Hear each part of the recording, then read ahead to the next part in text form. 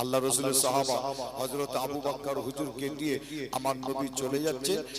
এই যাওয়ার পথে একটা পাহাড় পড়ে, পাহাড়টার নাম হলো গারে সুর। কি নাম? গারে সুর পাহাড়। আপনাদের প্রত্যেকের কাছে কম বেশি মোবাইল আছে না? বলেন আছে না? প্রত্যেকের কাছে কম বেশি মোবাইল আছে।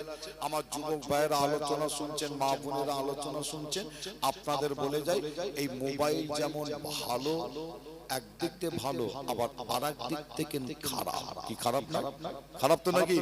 যে আচ্ছা বলে আপনাদের এলাকার পাড়ার যে আমার যুবক ভাইয়েরা যে আপনার এই মোবাইলে মনে হয় গান বাজনা মনে হয় শোনে না, এই এলাকা খুব ভালো মনে হয়, তাই তো নাকি? যে এই মোবাইলে অনেকে গান বাজনা শোনে, এই মোবাইলে গান বাজনা শুনে যেমন গুনাহ করে, যে আমার আবার মা বোনেরা মোবাইল এখন আবার সিরিয়াল দেখে। আবার সিরিয়াল বাজার আছে না? যে সিরিয়াল বলে একটা জিনিস পাওয়া যায়, সেই সিরিয়াল মা বোনেরা সিরিয়াল না দেখলে নাকি আবার ঘুমও হয়নি, খাওয়া হয়নি। কিছু কিছু মা বোন আছে, আছে না? যে তবে আপনাদের ছোট ভাই ছেলে হিসাবে আপনাদের বলে যাই, আবার এই মোবাইল যেমন একদিক থেকে ভালো আর একদিকে খারাপ। যে আপনি যেমন এই মোবাইলে গুনাহ করতে পারে, আবার আপনি মনে করলে মোবাইলে নেকি করতে পারেন। কিভাবে নেকি করবেন? আপনি এই মোবাইলে সার্চ করুন, মোবাইলে লিখুন। কি লিখুন?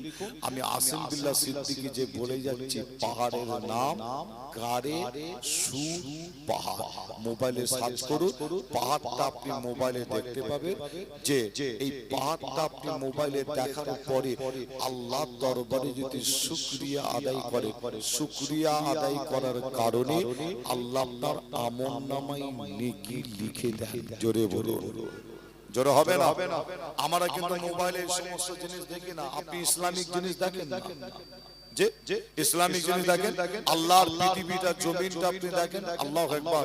আপনি মোবাইলে যখন ইসলামিক জিনিস যখন দেখবেন, আপনার তখন ওসব গান বাজনা দেখতে ভালো লাগবে না, অটোমেটিক ভালো লাগবে না। আপনি দেখেন এই মোবাইলে দেখেন একটা পাহাড় আছে, পাহাড়টার নাম ওয়াদে জিন। কি বলা হয়? ওয়াদে জিন। যে জিন পাহাড়, পাহাড়টার নাম হলো জিন পাহাড়। যে পাহাড়টাকে বলা হয় জিনেদের পাহাড়। এমন পাহাড় আপনি দেখেছেন? আপনি যদি দেখতে চান যেতে হবে মদিনা শরীফে, আল্লাহ রাসূলের রওজা শরীফের ওখান থেকে গাড়ি ভাড়া করে আপনাকে জিন পাহাড় যেতে হবে। কিন্তু আপনি যদি মনে করেন বাড়িতে শুয়ে শুয়ে, আমার মা বোনেরা যুবকেরা আপনারা মনে করলে বাড়িতে শুয়ে শুয়ে সেই জিন পাহাড়টা মোবাইলে আপনি দেখতে পাবেন। আর এই পাহাড় দেখার পরে আল্লাহ দরবারে যদি শুকরিয়া আদায় করে, শুকরিয়া আদায় করার কারণে আল্লাহ আপনার আমলনামায় নেকি লিখে দেন। জোরে বলে, জোরে হবে না? জিন পাহাড়টার কথা একটু বলে যায়। যখন বলেছি জিন পাহাড় বলতে ওয়াদে জিন, ওই পাহাড়টা নাকি জিনেদের পাহাড়, জিনেরা নাকি পাহাড়টার উপরে থাকে। যে ওই পাহাড়ের উপরে আপনি গিয়ে উঠবেন, উঠার পরে পাহাড়ের উপর থেকে যদি কোনো ভারী জিনিস, আচ্ছা আপনারা বলেন আপনাদের বাড়ির ছাদে উঠে গিয়ে যদি কোনো ভারী জিনিস নিচেই ফেলে দেন, ভারী জিনিসটা ছাদের উপর ফেললে নিচেই পড়ে না আরো উপরে ওঠে? নিচে পড়ে না? যে কিন্তু ওয়াদে জিন, পাহাড়টার উপরে আপনি উঠে কোনো ভারী জিনিস যদি নিচের দিকে গড়িয়ে দেন বা ফেলে দেন, দেখবেন ওই ভারী জিনিসটা নিচের দিকে নামে না, অটোমেটিক উপর দিকে উঠে যেতে লাগে। জোরে জোরে, জোরে হবে না? আমি আসিম বিল্লাহ সিদ্দিকী আমি নিজে গিয়ে প্রমাণ করেছি। কিভাবে? আমরা হাজি পানি, এই পানি না আরো বড় বোতল, বড় বোতল পানি ভরে, সেই পানির বোতলে পানি ভরে আমরা ওয়াদে জিন হাজি সাহেবরা মিলে যে একটা গড়ান রাস্তা আমরা পেয়েছি ওই পাহাড়ের উপরে, গড়ান রাস্তার উপরে পানির বোতলটাকে রেখে দিয়ে নিচের দিকে ঠেলে দিলাম। আমরা লক্ষ্য করে দেখছি পানির বোতলটা নিচের দিকে নামে না, অটোমেটিক আরো উপর দিকে উঠে যেতে লাগে। জোরে বলে, আর জোরে হবে না। আপনি আজকে বাড়িতে যখন বাড়িতে আলোচনা শুনে বাড়িতে গিয়ে যখন বালিশে মাথাটা দিয়ে শোবে, আপনি মোবাইলে সার্চ করে ওয়াদের জিন পাহাড়টাও দেখবেন। আর আপনারা দেখবেন ওখানকে অনেক ব্যক্তি ভিডিও তারা করে ছেড়েছে, পানির বোতল অটোমেটিক ওপর দিকে উঠছে, আপনি নিজের চামড়ার চোখে দেখতে পাবেন। এই সমস্ত ইসলামিক জিনিসগুলো, এই সমস্ত গুরুত্বপূর্ণ পাহাড়গুলো দেখে আল্লাহর দরবারে যদি শুকরিয়া আদায় করেন, আল্লাহ আপনার আমলনামায় নেকি লিখে দেন। আরেকবার জোরে জোরে জোরে হবে না। মুসলমানের ঘরে ছেলেমেয়েরা, বাড়া তরুণেরা, আয়ামা নওজওয়ান যুবকেরা, পর্দার অন্তরালে মা বোনেরা, এ আমার নবী প্রেমিকেরা, তাই আমি আসিম বিল্লাহ আপনাদের কাছে আল্লাহর কোরআন শরীফের একটা আয়াত তেলাওয়াত করেছি। আয়াতটা হলো কুল্লু নাফসিন যায়িকাতুল মউত। এ যুবকেরা, প্রত্যেক নফসের মৃত্যুর স্বাদ একদিন না একদিন চাকতে হবে। এই দুনিয়া ছেড়ে আপনাকে আমাকে একদিন না একদিন বিদায় নিতে হবে। চিরকাল এই দুনিয়ায় আমি আপনি কেউ থাকবো না। আমি আসিম বিল্লাহ শুনলাম আজকে আপনাদের এই গ্রাম থেকে, এই পাড়া থেকে আল্লাহ তাকে একজন ব্যক্তি বিদায় নিয়েছে। আপনাদেরই ভাই হতো, কারো চাচা হতো, কারো আব্বাজান হতো, কারো আত্মীয় স্বজন হতো। এই নবী প্রেমিকেরা, আজ তিনি আমাদের কাছ থেকে বিদায় নিয়ে আল্লাহ তাকে সাড়া দিয়ে কবরবাসী হয়ে কবরে চলে গেছে। মনে রাখবে, কবরে আপনাকে আমাকে যেতে হবে। কেউ আগে কেউ পরে, আল্লাহর ডাক চলে আসলে চলে যেতে হবে। আপনার বয়স 40 বছর, আপনি মনে করছেন আমি মনে বেঁচে থাকবো, না না, এটা আপনার ভুল ধারণা। আপনি মনে করছেন আপনার বয়স 30, আপনি মনে করছেন আমি এখন জওয়ান আছি, আমি এখন বেঁচে থাকবো, না না, এটা আপনার ভুল ধারণা। আল্লাহর কোরআন জানিয়ে দিয়েছে, আমার আল্লাহর কোরআন বলে দিয়েছে, আইনামা তাকুনু ইদরিকুল মউত ওয়ালাউ কুনতুম ফি বুরুজিন মুশাইয়্যিদা। এ নবী প্রেমিকেরা, মওতের যখন সময় এসে যাবে, মওতের যখন টাইম আমার আপনার হয়ে যাবে, মনে রাখবে আপনি যেখানে থাকুন না কেন, যে অবস্থায় থাকুন না কেন, আপনি বাজারে যদি থাকেন, ওই বাজারে আপনার মওত হবে। আপনি ঘরের বিছানায় যদি শুয়ে থাকেন, ওই অবস্থায় মওত হবে। আপনি যদি প্লেনের উপরে থাকেন, ওই অবস্থায় মওত হবে। আপনি যদি ট্রেনে করে সফর করেন, ট্রেনের ভেতরে মওত হবে। এ যুবকেরা, মরতে হবে, কিন্তু আপনাদের পীরের ঘরের বাচ্চা জানিয়ে দিয়ে যায় মরার মতন মরতে হয়। যারা মরেছিল মরার মতো, তাদের দেখে আপনাকে আমাকে শিক্ষা নিতে হয়। কেননা কবরটা হবে অন্ধকার, কবরটা হবে অন্ধকার, কঠিন অন্ধকার হবে।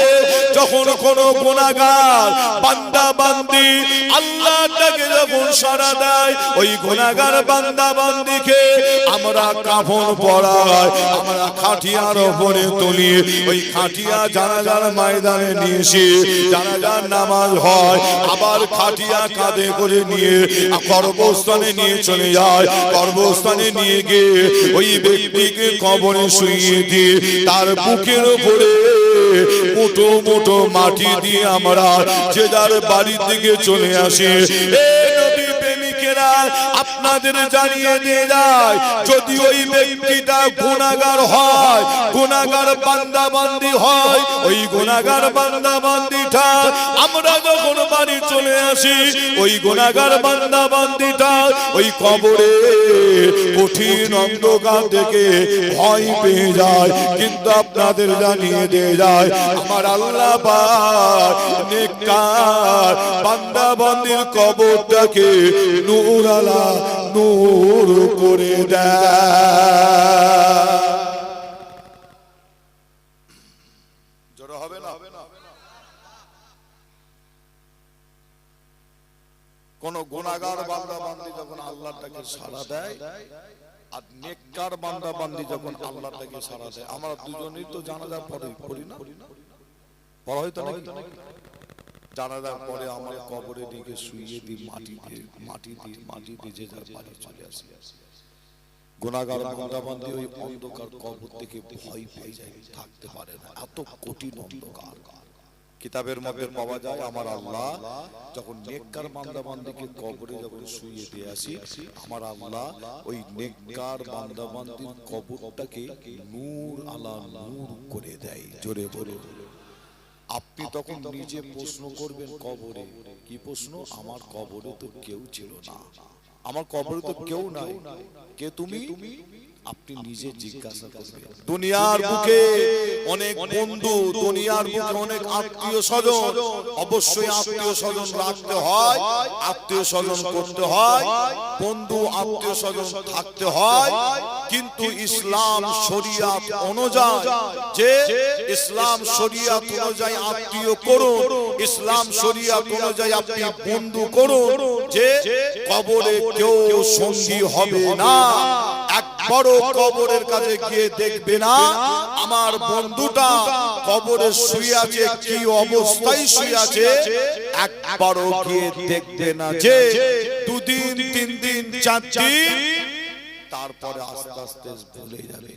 যে আপনাদের ছোট ভাই ছেলে হিসাবে জানায়, আপনি তখন কবরে শুয়ে প্রশ্ন করবেন, কে তুমি? আল্লাহ নূরের ফাঁকাসের জবান খুলে দেবে, নূরের ফাঁকাস পরিষ্কার আওয়াজে বলবে কি জানি, আল্লাহু আকবার। নূরের ফাঁকাস আপনাকে উত্তর দিয়ে বলবে, দুনিয়ার জমিনে তুমি নামাজ পড়েছিলে, রোজা রেখেছিলে, দান খায়রাত করেছিলে, জিকির আজকার করেছিলে, ভালো কাজ করেছিলে, ভালো জায়গায় গিয়ে বসেছিলে, আমি হলাম সেই আমল। আল্লাহ আমাকে তোমার সাথে এই কবরে কিয়ামত পর্যন্ত সঙ্গী করে দিয়েছে। তাহলে কবরের সঙ্গী হবে কে? কে সঙ্গী হবে? আমল। ওই নূরের ফাঁকাস ওটা হচ্ছে আমল। আল্লাহু আকবার। আপনারা যে এতদিন শুনে এসেছেন কবরের সঙ্গী হবে কে? আমল, তাই তো নাকি? আর নূরের ফাঁকাস সেও কিন্তু বলছে আমি হলাম সেই আমল। আল্লাহ আমাকে তোমার সাথে এই কবরে কিয়ামত পর্যন্ত সঙ্গী করে দিয়েছে। আরেকবার জোরে বলে মুসলমানের ঘরে ছেলেমেয়েরা, পাড়া তরুণেরা, আমার নওজওয়ান যুবকেরা, পর্দার অন্তরালে মা বোনেরা, এ আমার নবী প্রেমিকেরা, আমি আসিম বিল্লাহ আপনাদের বেশি কষ্ট দেব না। আখিরি দোয়া মোনাজাত করব। এই আখিরি দোয়া মোনাজাত করার আগে আপনাদের বলে যাব, আপনাদের জানিয়ে দিয়ে যাব, এ যুবকেরা, আমার মা বোনেরা, আপনাদের বলে দিয়ে যায়, দুনিয়া জমিনে আল্লাহ আপনার যতদিন হায়াত দিয়েছে, আল্লাহ আপনার যতদিন হায়াত দিয়েছে, দুনিয়া জমিনে শুধু দুনিয়ার চিন্তা, দুনিয়ার ভাবনা শুধু করলে হবে না। দুনিয়ার চিন্তা, দুনিয়ার ভাবনা আপনাকে আমাকে তো ভাবতেই হবে, কিন্তু দুনিয়ার চিন্তা, এই দুনিয়ার ভাবনার পাশাপাশি মুসলমানের আর একটা ভাবনা আছে, আর একটা চিন্তা আছে, যে চিন্তাটা আমরা মুসলমান অনেকে করি না।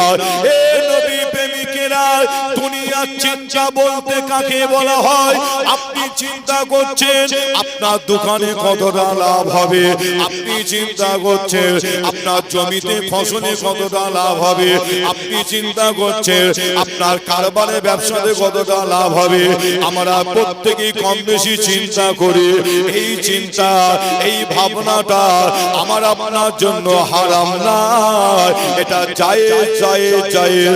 অবশ্যই আপনি ভাবেন, অবশ্যই আপনি চিন্তা করেন, কিন্তু আপনাদের বলে দিয়ে যায়, দুনিয়ার চিন্তার পাশাপাশি মুসলমানের আরেকটা চিন্তা আছে, আরেকটা ভাবনা আছে, যেটা হলো কবরের চিন্তা, আখিরাতের চিন্তা, মাহশারের চিন্তা, কিয়ামতের দিনের চিন্তা। এ নবী প্রেমিকেরা, আল্লাহ নবী জানার হাদিস শরীফের মধ্যে এই দুনিয়া চিন্তার পাশাপাশি আখিরাতের চিন্তাটা যে ব্যক্তিটা করে ওই ব্যক্তিটাই হলো একজন উত্তম ব্যক্তি। আরো জোরে বলুন সুবহানাল্লাহ।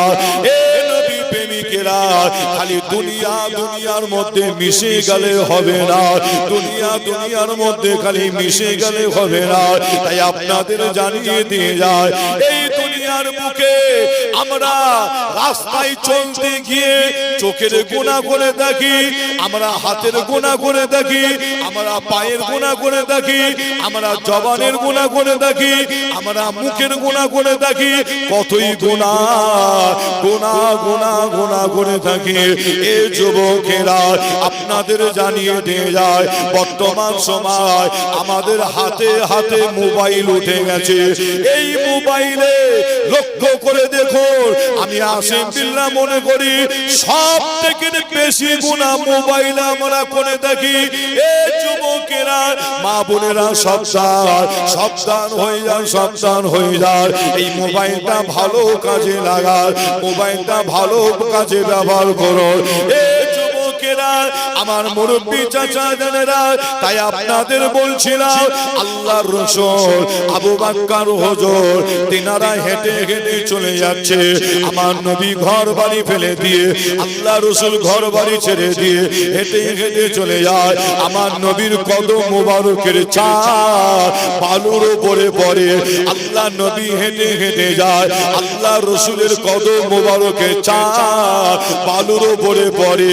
আবু বকর হুজুরের পা মোবারকের ছাপ বালুর উপরে পড়ে। ওই ছাপ থেকে দেখে কাফেররা ফলো করতে লাগে, আল্লাহ নবীকে খুঁজতে লাগে জানে মারার জন্য।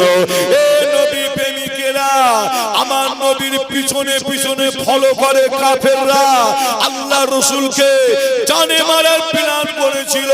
ওই সময় আমার আপনার নবী আবু বকর হুজুর হেঁটে হেঁটে যাওয়ার পথে একটা পাহাড় পড়েছিল। ওই পাহাড়টার নাম কারেসুর পাহাড়, কারেসুর পাহাড়। ওই পাহাড়টা মক্কা শরীফের সব থেকে বড় পাহাড়, সব থেকে উঁচু পাহাড়। ওই পাহাড়ের উপরে আমার নবী উঠা শুরু করলো, আবু বকর হুজুর হেঁটে হেঁটে উঠা শুরু করলো। অনেকটা উঁচু পাহাড় উঠতেই থাকে, হেঁটে হেঁটে উঠতে থাকে। একদম পাহাড়ের উপরে যখন উঠে যায় আল্লাহ নবী পাহাড়ের উপরে উঠে গিয়ে দেখে ওই পাহাড়ের উপরে একটা কুয়া, একটা কুয়া দেখতে পায়। এই যুবকেরা কাফেররা ফলো করে করে কাফেররা তারা পাহাড়ে উঠতে লাগে।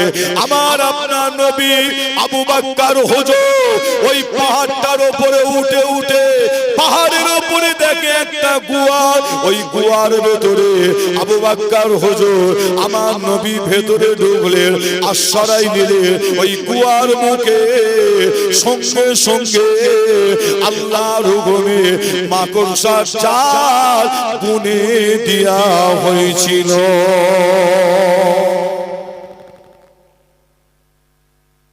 ওলামা হযরতদের জবান থেকে আপনারা কম বেশি হিজরতের ঘটনা আপনারা শুনেছেন। আল্লাহর হুকুমে গুহার মুখের সঙ্গে সঙ্গে একটা কিসের জাল? মাকড়সার জাল। আল্লাহ, কাফেররা ওখানে পর্যন্ত পৌঁছে গিয়েছে আমার নবীকে খুঁজতে খুঁজতে। আবু বকর হুজুরের পায়ে একটা বিষাদর সাপ কামড়েছিল ওই গুহার মুখে। গুহার ভেতরে আবু বকর হুজুরের পায়ে একটা বিষাদর সাপ, এই সাপ কামড়ানোর সাথে সাথে আবু বকর হুজুরের সারা শরীরটা সাপে বিষ, সারা শরীরে ট্রিটমেন্ট করবে। গোয়ার ভেতরে ট্রিটমেন্ট হবে কিভাবে? সাপ কামড়ালে আমরা করি কি সঙ্গে সঙ্গে ওই ব্যক্তিকে নিয়ে হসপিটালে ছুটি, ছুটি না ডাক্তারখানায়, নার্সিং হোমে। যে আবার অনেকে আবার বিষ আবার ঝাড়ে আছে না, গ্রামে পাড়া আছে না নাকি, অনেকে আবার বিষ ঝাড়তে পারে। যে কিন্তু আবু বকর হুজুরের পায়ে সাপ, পাহাড়ি সাপ, বিষাদর সাপ কামড়েছে। যে ট্রিটমেন্ট করছেন আমার নবী। কিভাবে করছেন? শুধু নিজের জবান থেকে, মুখ থেকে থুতু মুবারক, হাদিস শরীফের মধ্যে পাওয়া যাচ্ছে লালা মুবারক। এই লালা মুবারকটা বার করে আমার নবী করলেন, আবু বকর হুজুরের যে জায়গাটায় সাপ কামড়েছে ওই লালা মুবারকটা ঠিক ওই জায়গায় লাগিয়ে দিলেন। লাগানোর সাথে সাথে আবু বকর হুজুরের সারা শরীরের সাপের বিষকে আল্লাহ পানি করে দিয়েছিলেন। জোরে হবে না? আপনাদের ছোট ভাই ছেলে হিসাবে হিজরতের ঘটনা আপনাদের শোনানোর উদ্দেশ্য যে না, আপনারা আল্লাহ কাছে অনেক শুনেছেন। আমার উদ্দেশ্য এটা বললাম এই কারণে যে আজও পর্যন্ত সেই পাহাড় মক্কা শরীফে দাঁড়িয়ে আছে। আল্লাহু আকবার। আজও সেই পাহাড় দাঁড়িয়ে আছে। অনেকে নিজের চামড়ার চোখে গিয়ে দেখে আসে, পাহাড়ের উপরে ওঠে, আবার অনেকে যেতে পারেন না। আপনি মনে করলে সেই পাহাড়টা মোবাইলে দেখে আল্লাহর দরবারে যদি শুকরিয়া আদায় করেন, কুয়াটা দেখে যদি শুকরিয়া আদায় করেন, বলেন আল্লাহ আপনার আমল নামে নেকি লিখবে কি লিখবে না? লিখবে না? যে আপনাদের ছোট ভাই ছেলে হিসাবে আপনাদের জানা আল্লাহ আমাকে নিয়ে গেছিলেন, আমি গুনাহগার আসিম বিল্লাহ সিদ্দিকী, আমি নিজে ওই পাহাড়টার উপরে হেঁটে হেঁটে উঠেছিলাম। পাহাড়টার উপরে হেঁটে হেঁটে হেঁটে হেঁটে পাহাড়ের একদম উপরে উঠে গিয়ে দেখলাম আজও পর্যন্ত সেই কুয়াটা আছে। আল্লাহু আকবার। আমার নবী যার ভেতরে ঢুকে, আবু বকর হুজুর যার ভেতরে ঢুকে বসেছিলেন, আজও পর্যন্ত সেই কুয়াটা আছে। আমি এবং হাজী সাহেব যেনারা উঠেছেন, আমরা ওই কুয়ার ভেতরে ঢুকছি, ভেতরে প্রবেশ করছি। যে আপনি হেঁটে হেঁটে ঢুকতে পারবেন কুয়ার ভেতরটায়, যে না, এমন একটা কুয়ার মুখটা এমন একটা পজিশনে আছে, একটা পাথর আছে, ঢালু মতন পাথর, ওখানে আপনাকে বসে বসতে হবে, বসে বসতে হবে, বসে বসে আপনাকে এইভাবে আগাতে হবে, আস্তে আস্তে আগাতে হবে, বসে বসে বসে বসে বসে বসে আমরা কুয়ার ভেতরটায় ঢুকলাম। একদম ভেতরে ঢুকে গিয়ে দেখলাম কয়েকটা নামাজ পাটি বিছানো আছে। হাজী সাহেবরা গিয়ে কুয়ার ভেতরে বসে বসে দুই কাত করে নামাজ পড়ছে, আর পিছনে আপনার হাজার হাজার হাজী সাহেব তারা দাঁড়িয়ে আছে, অপেক্ষা করছে। কি অপেক্ষা করছে? তাদেরও মনে আসা ভেতরে গিয়ে দুই কাত নামাজ পড়বো। আপনি যদি মনে করেন আমি দুই কাত করে 6 রিকাত, 8 রিকাত, 10 রিকাত, 12 রিকাত পড়বো, আপনার নিজের মনে কিন্তু তখন চাইবে না। কেন চাইবে না? আপনার পিছনে হাজার হাজার হাজী সাহেব দাঁড়িয়ে আছে। যে আপনার মনে হবে আমি 2 রিকাত নামাজ পড়ে একটু দোয়া চেয়ে আমি আরেকজনকে একটু সুযোগ করে দিই। আপনার মনে মধ্যে হবে যে হাজী সাহেবরা ওই কুয়ার ভেতরে ঢুকে আল্লাহর রাসূল আবু বকর হুজুর যে জায়গাটায় বসেছিলেন ঠিক ওই জায়গায় নামাজ পাটি বিছানো আছে। হাজী সাহেবরা ওখানে ঢুকে গিয়ে 2 রিকাত করে শুকরিয়া নামাজ পড়ে চোখের পানি ফেলে ফেলে আল্লাহর দরবারে আমার নবীর ওসিলা দিয়ে মন থেকে দোয়া চাইছে। কেন? আমার আল্লাহ চাইলে আমার নবীর ওসিলায় আপনার ওই জায়গার দোয়াকে কবুল করে। জোরে বলো, আর একটু জোরে হবে না?